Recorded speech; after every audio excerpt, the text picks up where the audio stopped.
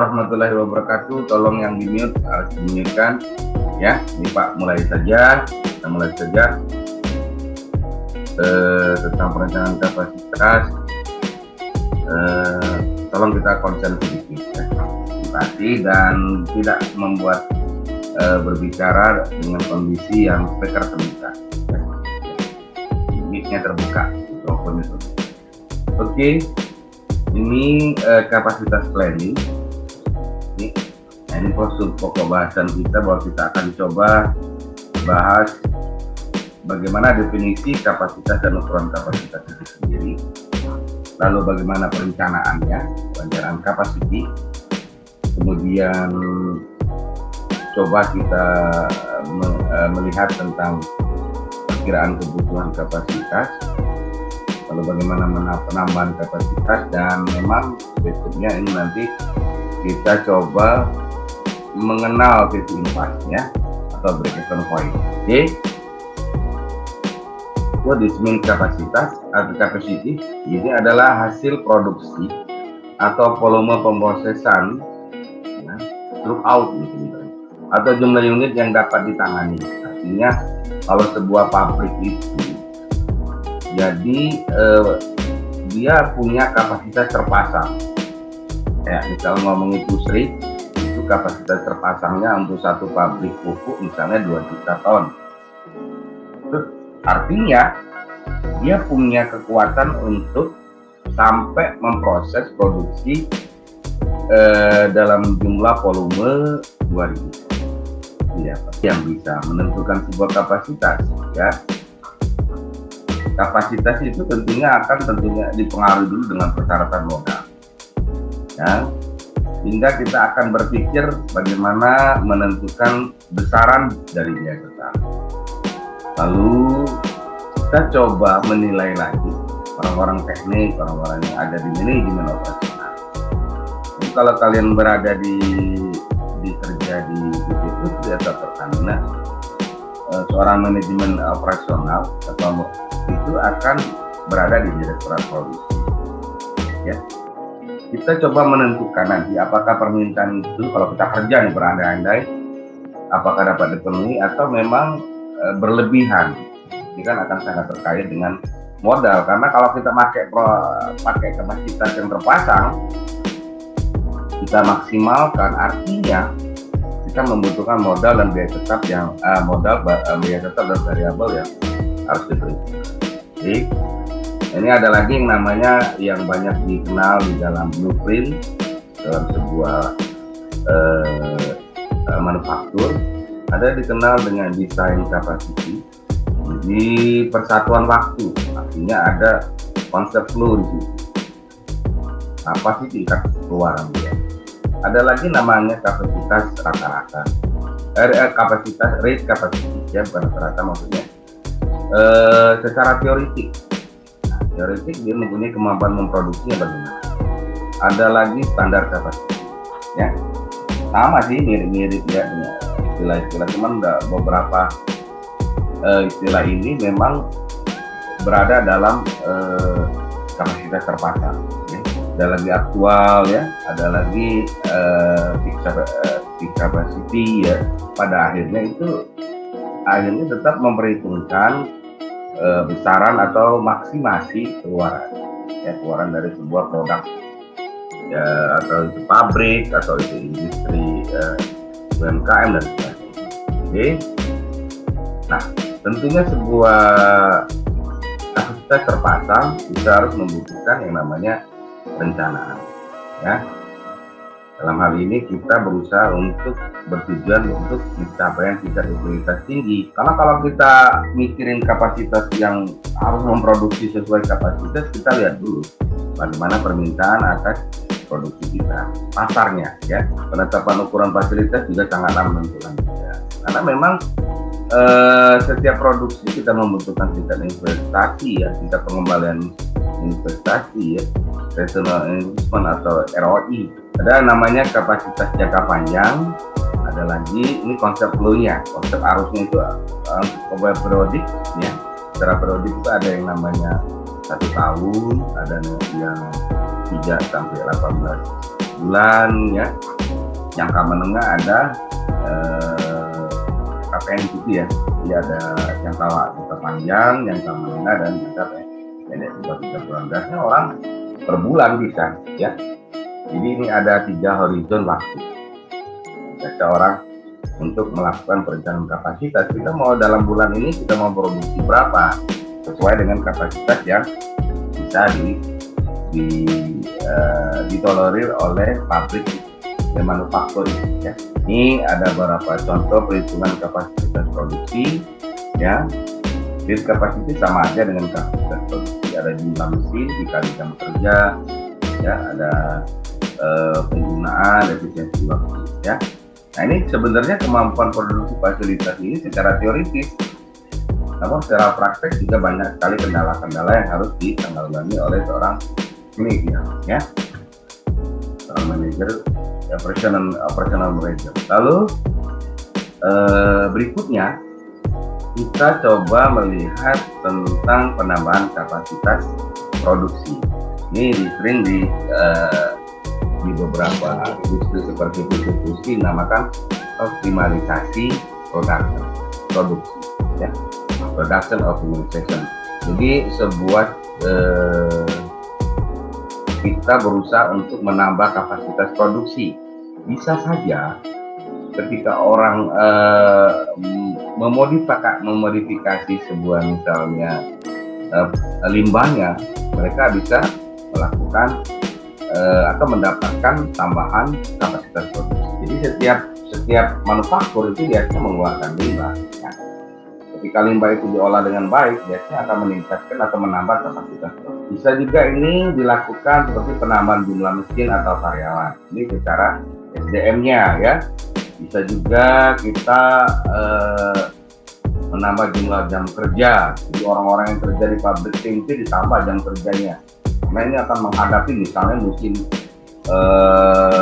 Ramadan, misalnya musim puasa, sehingga perlu penambahan kapasitas. Nah, ini kemudian penambahan dari luas perusahaan itu juga artinya menambah juga kapasitas. Lalu memaksimalkan kapasitas mesin, nah dan sumber daya lainnya. Nah, ini artinya kalau kita mengoptimalisasi kapasitas mesin, maka kita akan terkait juga dengan sumber daya lain. Dan bisa juga ini alternatif dari kombinasi yang sudah ada ya, 1, 2, 3, 4 ini bisa dikombinasikan dalam rangka kita melakukan penambahan kapasitas produksi. Tentunya sebuah kapasitas produksi tidak terlepas dari permintaan akan quantity dan produksi, production quantity. Quantity-nya itu harus diperhitung, permintaan juga harus ada. Oke, kita coba lagi yang berikutnya, kerja lembur contohnya ya. Orang kalau kita kerja lembur biasanya akan menambah kapasitas. Jika kita misalnya ada pesanan dalam bulan tersebut, maka kita akan menambah jumlah tenaga kerja ya. Satu sisi ada kebaikan, ada kelemahannya ya. Upah karyawan akan naik karena memang kerja lembur, kemudian akan meminimumkan rekrutmen, penerimaan karyawan, hingga tidak menambah biaya sumber daya manajemennya akan terjaga.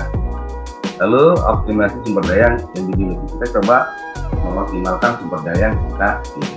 Lalu apa kelemahan dari sebuah kerja lembur dalam rangka untuk menambah kapasitas tadi ya? Akibatnya pendapatan karyawan berfluktuatif ya. Ini misalnya pendekatan dalam total quality management yang kita bicarakan juga, itu juga ada pendekatan yang mengarah kepada optimasi sumber daya manusia ya. Kemudian produktivitas selama lembur itu bisa turun karena memang capek orang. Kalau orang lembur capek, karena orang kalian kerja di perbankan misalnya nanti, dan itu ada general manajernya ya. Dan dia akan menentukan cara-cara lembur dan tentunya akan memperhitungkan produktivitas. Orang kalau lewat jam lemburnya lewat jam 9 dan 10 malam udah capek, sehingga produktivitasnya tidak efektif ya. Jadi ada lagi yang menarik, satu sisi yang kalau kebiasaan di perusahaan itu sering melemburkan dengan prosedur manajemen lembur yang salah ya, Jadi karyawan akan mencari sebuah peluang dengan mendapatkan kerja lembur. Dan memang membuat karyawan itu mendapatkan penghasilan tambahan. Namun pada periode yang bukan lembur, dia akan menurunkan kinerja agar dapat lembur lagi. Jadi ada itu ya. Salah satu lagi yang membuat kurang menarik dari kerja lembur ya, perusahaan itu akhirnya kurang untuk melakukan rekrutmen karyawan, sehingga pada akhirnya ketika kinerja karyawan itu turun, maka misalnya dengan faktor usia ya, maka itu akan berakibat menurunnya produktivitas perusahaan. Oke, jadi ada kebaikan, ada kelemahan, ada ya istilahnya itu ada kelebihan dan kekurangan. Oke, lalu pertimbangan kapasitas dalam memanajemen sebuah kapasitas ya, kapasitas planning ini ya. Selain integrasi, penyatuan, dan investasi yang ketat, ada 4 pertimbangan khusus bagi terciptanya kapasitas yang baik ya. Pertama, yang seperti Pak sampaikan tadi, kita meramalkan dulu permintaan secara ketat. Nah, ini akan sangat terkait dengan estimasi permintaan ya, atau dikenal dengan pada menyangkut pada teori permintaan ya. Nah, kalau manajer yang sudah jago, sudah ahli dalam mengestimasi dan memforecast, meramalkan sebuah permintaan, ini akan membuat permintaan itu akan sangat ketat ya, sehingga akan mempengaruhi jumlah produksi yang akan kita laksanakan, kita lakukan ya, jumlah yang kita akan kita produksi. Lalu pertimbangan yang lain, kita harus memahami teknologi. Nah, teknologi ini akan membuat sebuah kapasitas itu terselenggara dengan kemampuan kompetitifnya. Oke, kemudian temukan volume yang optimal. Ini bisa dipelajari di ekonomi manajerial tentang optimalisasi volume. Ada skala ekonomis dan ekonomis ya. Jadi kemudian dibuat untuk perubahan. Apakah kapasitas perubahan kapasitas, ini pertimbangan khusus bagi terciptanya kapasitas ini bisa dibuat untuk perubahan, dalam rangka perubahan ya. Ini mengelola permintaan, ini yang Pak sampaikan tadi, bahwa kita harus mengelola permintaan karena kaitannya dengan kapasitas akan kita produksi. Kalau kapasitas kita gunakan terlalu besar, dan sebagian besar akan menganggur dan akan terdapat biaya tambahan yang dibutuhkan pada produksi ya. Jadi kalau sebuah produksi, kita membeli sebuah pabrik dengan kapasitas yang, atau sebuah anggap saja PT Putri, ketika dia didesain dengan 2 juta ton, ternyata dia tidak pernah menggunakan kapasitas itu ya, paling 1.800.000, artinya atau 1.700.000 ton. Nah, itu akibatnya ada kapasitas yang menganggur. Ya, itu sebenarnya akan menjadi biaya tambahan, additional cost ya. Kan kita penyusutan, pabrik disusutkan dari kapasitas yang kita beli ya, begitu. Kata orang itu, kalau kita memakai peralatan yang besar untuk mengerjakan pekerjaan yang tidak terlalu besar, sehingga kita akan mengalami biaya tambahan pada penyusutannya. Kemudian permintaan melebihi kapasitas melebihi permintaan, stimulate market ya, ada product change, ada solusi jangka panjang untuk meningkatkan kapasitas. Itu kalau permintaan melebihi kapasitas, itu kita harus mempertimbangkan dulu bahwa kita bisa membuat solusi kalau kedepannya itu, kalau memang menginginkan penambahan kapasitas. Jadi buatlah kapasitas yang sesuai dengan kemampuan dan investasi kita ya. Untuk menambah ke depan bisa dilakukan. Nah, permintaan melebihi kapasitas ketika kita membuat atau melakukan sebuah produk yang ternyata permintaan produk itu sangat banyak. Misalkan ketika terjadi pandemi, ada permintaan yang melebihi kapasitas dalam masker, membuat kita semua harus berpikir bagaimana memenuhi sebuah permintaan tersebut ya. Itu lain ya, kondisinya lain lagi ya. Ketika atau juga memang sangat lari, produk itu sangat diminati sehingga permintaannya akan melebihi kapasitas yang bisa kita buat atau produk yang bisa kita. Nah, caranya itu pertama perusahaan dapat membatasi permintaan ya. Caranya ketika kita naikkan harga, maka orang akan berpikir jika kita bisa batasi permintaan. Itu cara yang pertama ya. Jadi kalau nanti ada di antara kalian itu yang menjadi manajer ketika permintaan sangat tinggi, cara yang terbaik cara yang pertama adalah untuk membatasi permintaan hingga tidak mengurangi kualitas produksi.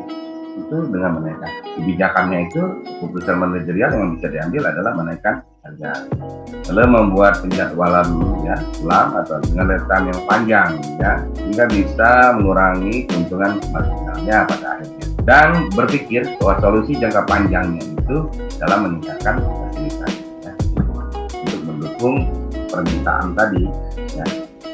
Ketika sebuah misalnya pabrik kita itu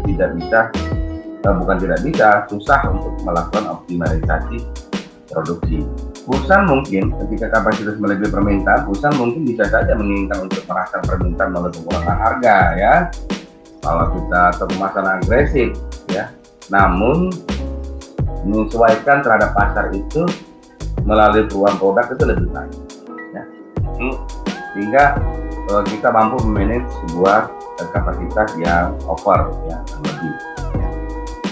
Nah, ini ada lagi penyesuaian pada permintaan musiman, misalnya pada saat musim akhir tahun ketika anak misalnya mulai sekolah, itu permintaan buku banyak kan ya, kasus-kasus seperti itu menjelang memasuki bulan Ramadan misalnya ya, mendekati Lebaran, itu biasanya permintaan musiman akan naik, dan biasanya orang bisa melakukan dengan menambahkan dinding mesin. Ini contohkan misalnya tadi pada dinding mesin jet ski, terus untuk caranya lain ya. Jadi membuat sebuah dapat merasa jika dapat melakukan produk dengan pola permintaan yang saling melengkapi ya. Jadi ini kondisi ketika kita menghadapi permintaan yang musiman ya. Manajemen permintaan salah satu kita untuk mengelola permintaan ya. Ada demand management, pergeseran permintaan ke periode lainnya atau menggeser kurva ya. Kalau di dalam ekonomi manajer atau mikroekonomi, menggeser kurva permintaan itu periodenya. Kalau dia itu menaikkan harga, namanya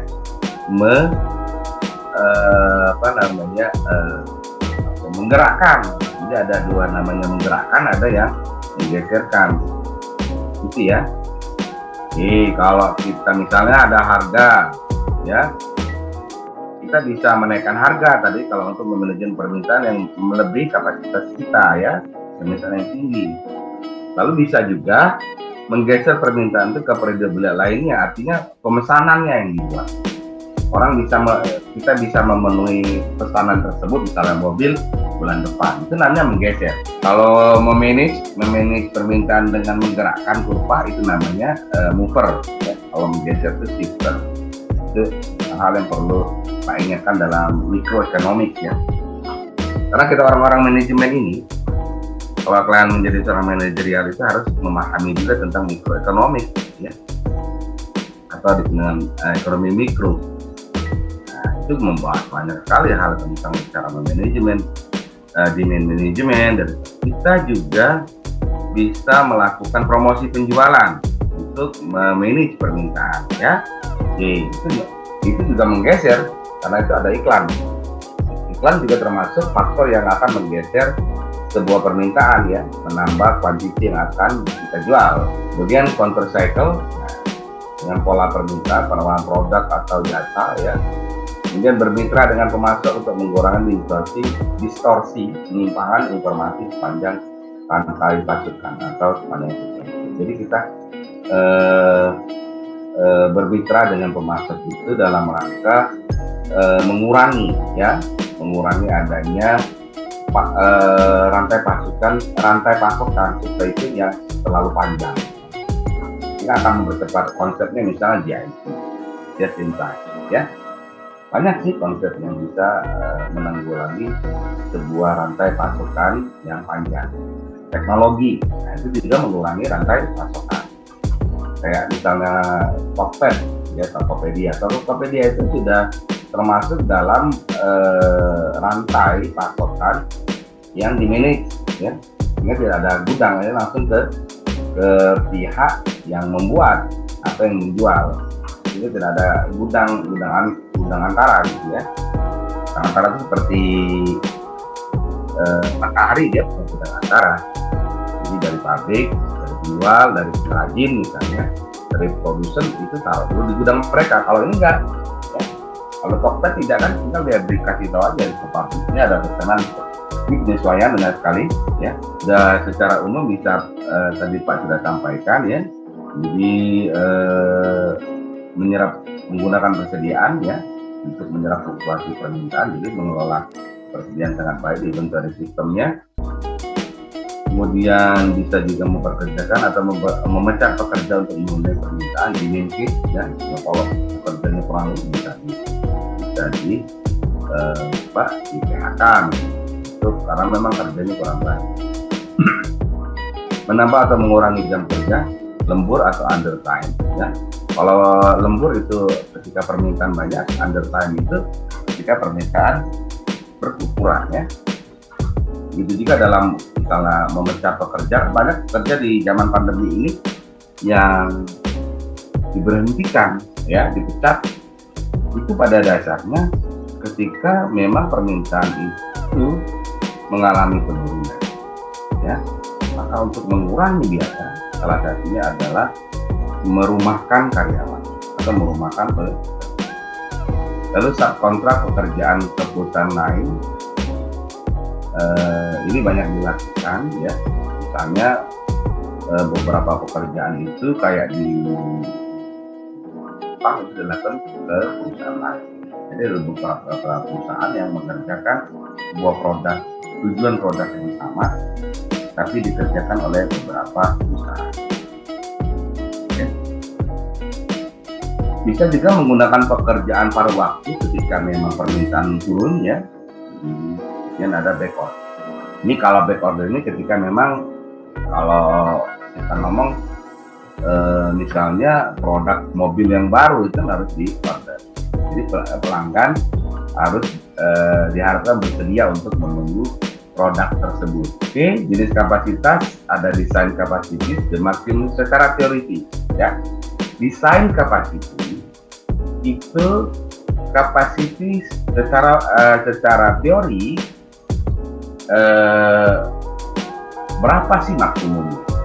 Ini maksimum theoretical output. Jadi secara teoritis kapasitas maksimum dari sebuah pabrik itu apa? Nah, itu berapa? Nah, itu misalnya. Namun secara teoritis, ya. Ada lagi namanya efektif kapasitas, ya. Nah, ini kapasitas bagaimana sebuah perusahaan menuju sebuah kapasitas, ya, dengan dengan menanggulangi beberapa kendala, ya.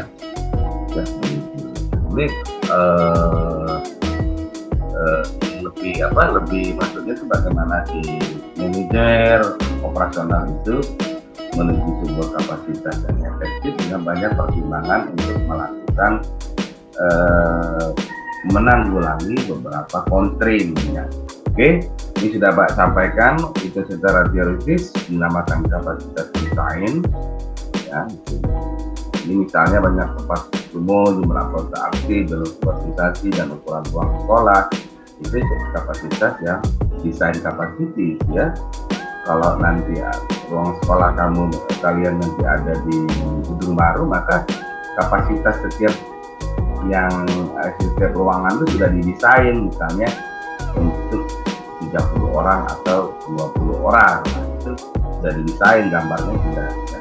Yang berikut kapasitas efektif ya, masih diperkirakan dapat dicapai oleh perusahaan dengan keterbatasan. Ya, artinya dengan keterbatasan yang ada. Jadi kendala yang ada, keterbatasan itu muncul akibat kita memiliki kendala.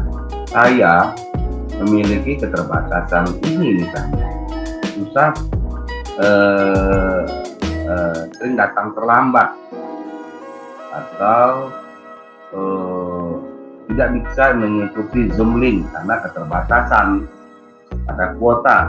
Artinya kalian itu memiliki kendala pada kapasitas efektif, jelas dan wajar dikatakan lebih rendah dari kapasitas desain karena sudah mempertimbangkan constraint ya, mempertimbangkan keterbatasan atau kendala. Di utilisasi istilah lain ya, presentasi kapasitas desain yang sesungguhnya telah dicapai utilitas ya. Ini efisiensi, saya kira kalian agak mengerti ya dengan kata-kata efisiensi. Efisiensi adalah output aktual dibagi dengan kapasitas efektif dalam kaitannya dengan ini ya.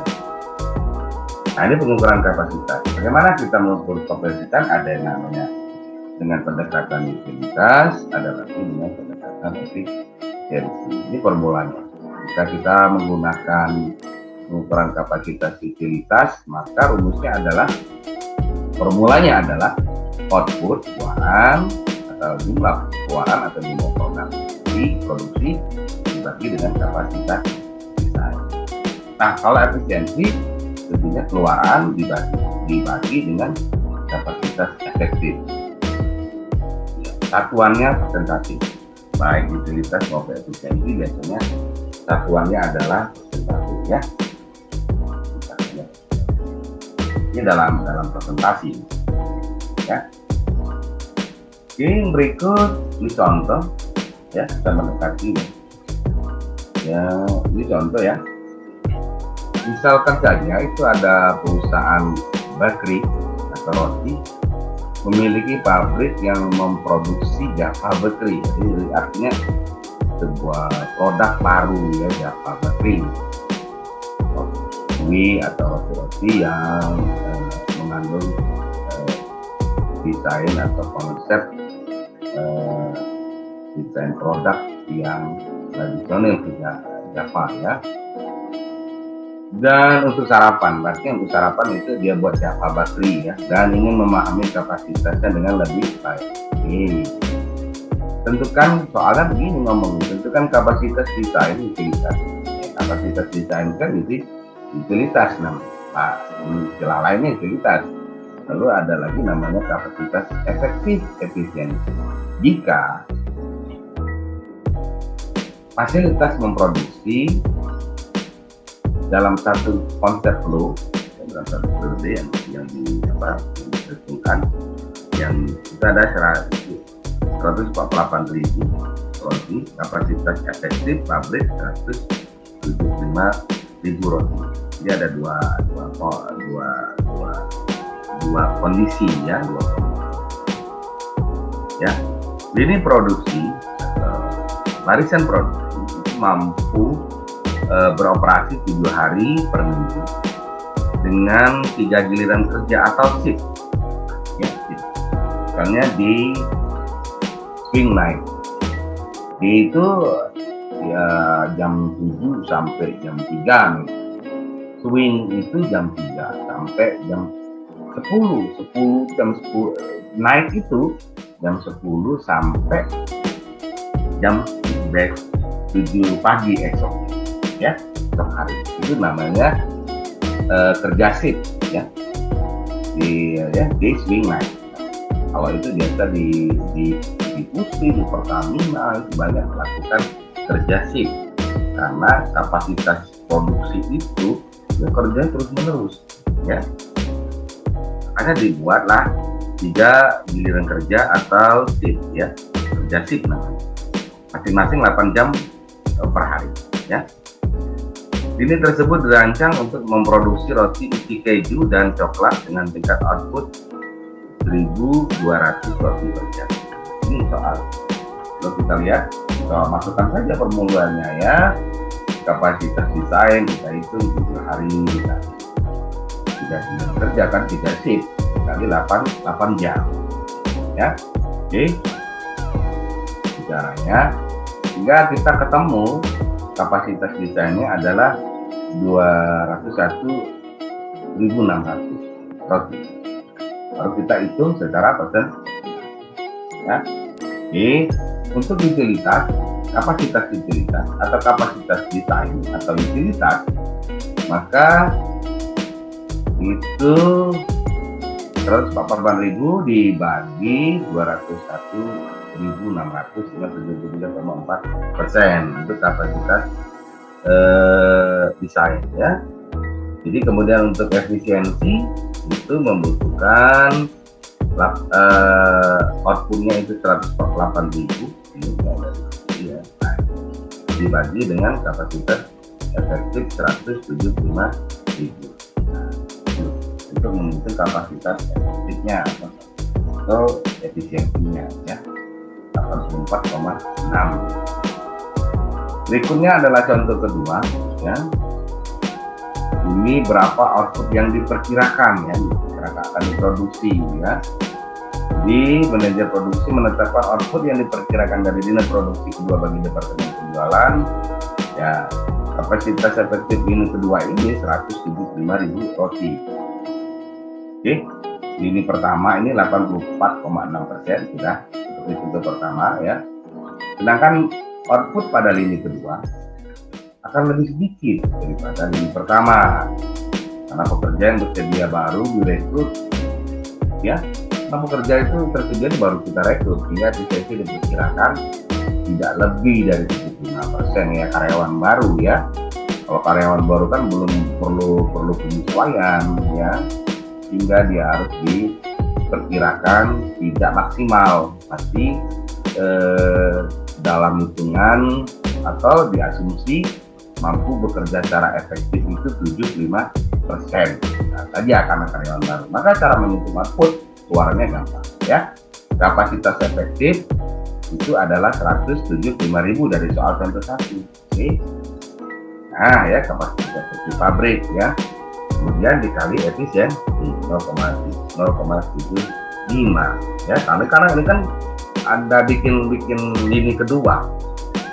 Lini kedua ini misalkan saja itu satu bakery-nya ada di Palembang Indah Mall, tim satu lagi misalnya nanti ada di misalnya di mana, di Carrefour, daerah Carrefour, kawasan situ. Jadi ada 2 lini misalnya ya yang bisa memproduksi Java baterai yang digunakan untuk sarapan pagi tadi ya.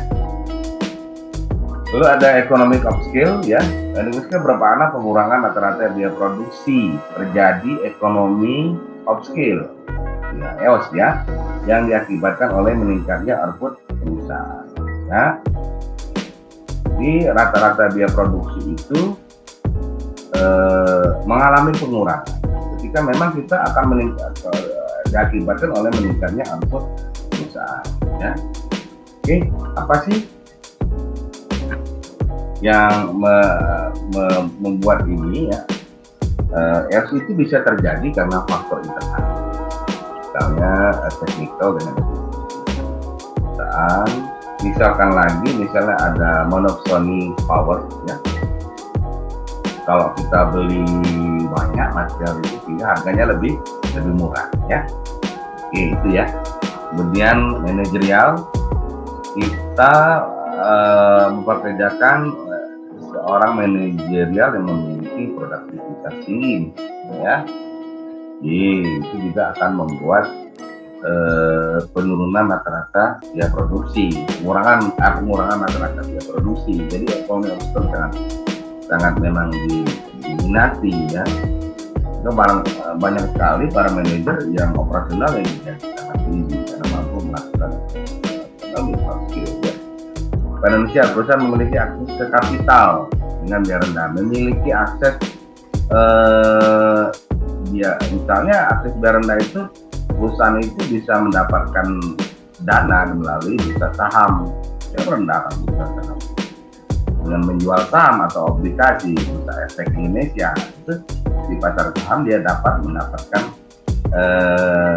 modal di bursa obligasi. Kemudian jaringan ya, tidak ada penambahan apapun karena memang dengan membesar bisnis, karena kita memiliki jaringan, misalnya ada bisnis online. Ini yang membuat ekonomi kecil. Jadi ketika Tokped, Lazada itu sebenarnya dia berada di supply chain, rantai pasokan, dan dia membuat terjadinya ekonomi of scale ya. Nah, faktor eksternal ya, kalau ini network ini ketika memang sebuah network internal ini, ketika sebuah perusahaan itu memiliki network sendiri ya, Matahari dia punya network sendiri, dia tidak bergabung dengan Tokped. Lalu EOS 3, faktor eksternal, perusahaan dapat insentif pajak. Misalkan saja Ibu Sri Mulyani menyampaikan bahwa ada insentif pajak penundaan atau penangguhan atas pajak akibat dipengaruhi oleh kondisi pandemi. Itu misalnya pandemic condition itu membuat banyak perusahaan mengalami penurunan kinerja, hingga diambil sebuah kebijakan oleh pemerintah dengan membuat atau memberikan insentif pajak. Itu salah satunya ya. Oke, yang berikut itu Jay. Nah, yang berikut ini ada namanya break even point. Ini hitungan juga ya. Silakan saja ambil kertas atau pena untuk coba-coba ya mencoret-coret ya, coret dikit. Nah, juga bisa seperti itu. Tapi itu tenang saja. Nanti coba kita buat di video pembelajaran ya, dan kita bisa melihatnya ya, kita bisa melihat sambil belajar, sambil mendengarkan ya. Kalau diulang-ulang biasanya itu membuat kita mengerti ya, diulang-ulang aja itu akan membuat kita mengerti. Jadi memang cara yang paling baik belajar itu bukan kita belajar membiasakan itu yang membuat kita ya. Titik impas di mana pengeluaran perusahaan untuk produksi sama dengan hasil. Ketika biaya itu sama dengan hasilnya, maka itu dalam kondisi impas ya, atau break even point ya, BEP. Ya, ini sebenarnya ngukurnya pakai fungsi linear juga bisa ya, dari antara biaya dan pendapatan ya. Gitu ya. Nih, ini ada total revenue, ini pendekatan mikro cost ya, pendekatan mikroekonomik yang berbicara tentang total revenue ya, total cost dan fixed cost. Fixed cost ini ya, dia tetap di total cost. Total cost ini merupakan jumlah dari total cost. Nah, benar nggak kelihatan? Oke, ini total revenue. Oke, ini titik yang mempertemukan antara revenue dan total cost yang dikenal dengan break even point. Jadi salah satu cara kita melihat hubungan ekonomi itu dengan grafik. Sebenarnya dipelajari juga di ekonomi manajerial, dan sebenarnya kalau kita semua ya, kalian mau mendapatkan lagi itu ada di di kuliah S2 harusnya ada ya. Di S2 pendekatan memang pendekatan grafik yang lebih dalam ya. Yang berikut rumus titik impas BEP dengan menggunakan formula biaya tetap total ya, biaya tetap total atau fixed cost tadi ya, dibagi dengan harga jual atau P dikurang biaya variabel. Makanya ada biaya variabel ya. Itu dalam unit, maksudnya dalam unit itu berapa sih jumlah unit yang ketika kita menghasilkan sama dengan akhirnya biaya pendapatan itu sama, balik modal gitu ya. Nah, titik impas dalam rupiah itu bisa juga dibuat seperti ini ya, biaya tetap Kalau dalam rupiah nih, kalau dalam unit, dia tetap total dibagi 1 dikurang biaya variabel dibagi dengan harga jual atau Q. Oke. Nah, ini contoh saja, misalnya ini BTX memiliki biaya tetap 1 juta, lalu biaya tenaga kerjanya 12.500 per unit, biaya bahan baku 7.500 per unit, harga jual 40.000 per unit. Nah, ini ada BEP dalam rupiah, ada dalam unit, ini ada dalam rupiah. Ya, berikut tinggal masukkan aja ya. Ini kalau kasus produk tunggal, ini produk tunggal yang contoh kedua ya, tipe 10.000, kemudian direct. Sebenarnya gampang ya, tinggal kita masukkan aja ini BEP unit, ini X unit ya, nama barang itu dinyata. BEP dalam dolar ini dinamakan BEP dalam rupiahnya itu. Jangan bingung maksudnya ya. Rumusnya sama saja seperti tadi. Kita masukkan saja, misalnya tipenya 10.000 ya. Harga jualnya selling price, itu harga jual 4 dolar per unit, kurang ya tenaga kerja ya variabel karena tenaga kerja ya, gini kan rumusnya gini loh.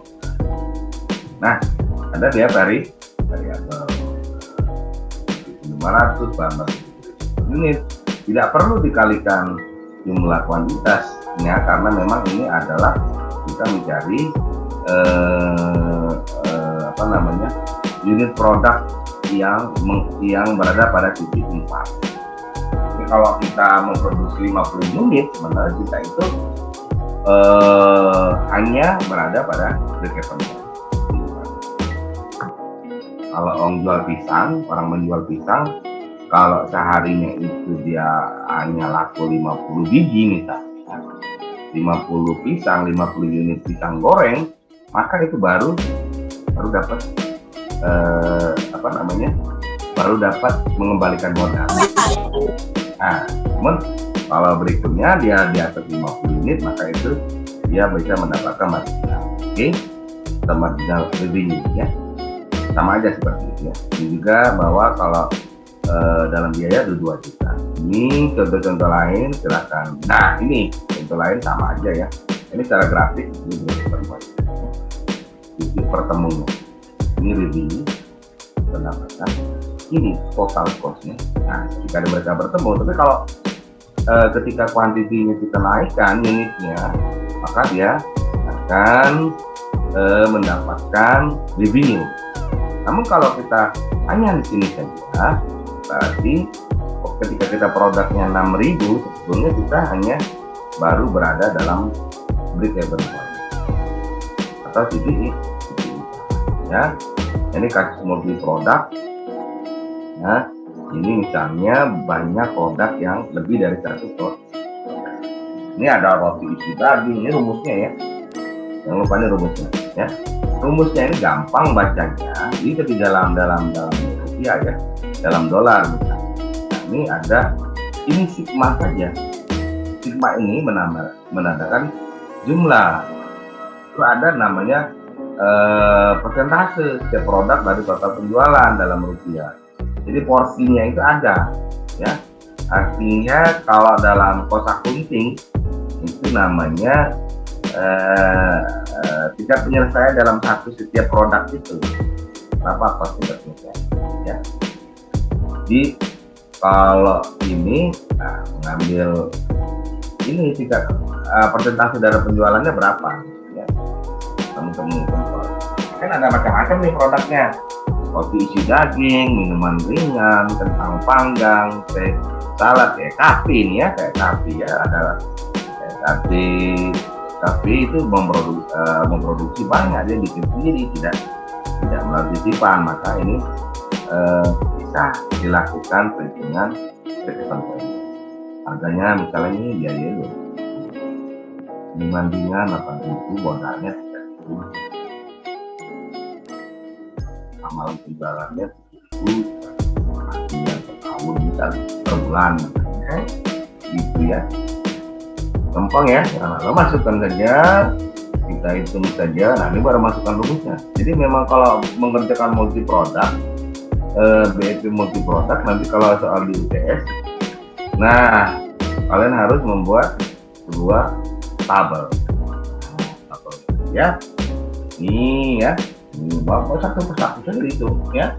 Bapak harga jual ya, variabel ya. Ini lalu masukkan tabel variabel dibagi kos. Nah, dibagi harga ya 0,4 ya, ramalnya dikalikan ya.